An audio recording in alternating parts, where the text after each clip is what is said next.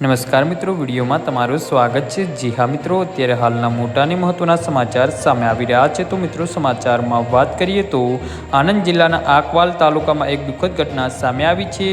9 લાખ કિંગલોડ માર્ગ પર આવેલા એક ફાર્મમાં વીજ કરંટ લાગતા 11 વર્ષની બાળકીનું મોત થયું છે, જેના કારણે વિસ્તારમાં શોકની લાગણી ફેલાઈ ગઈ છે।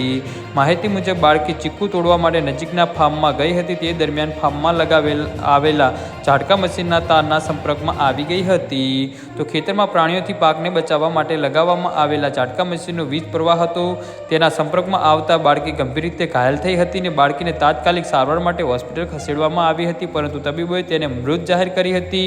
ઉલ્લેખનીય છે કે ખેત પેદાશ માટે પ્રાણીઓથી બચાવવા માટે ખેડૂત દ્વારા ઉપયોગમાં લેવાતા આવા પ્રકારના વીજ કરંટને કારણે અત્યાર સુધી ઘણા લોકોએ જીવ ગુમાવ્યા છે, ઘણા પ્રાણીઓએ પણ જીવ ગુમાવ્યા છે।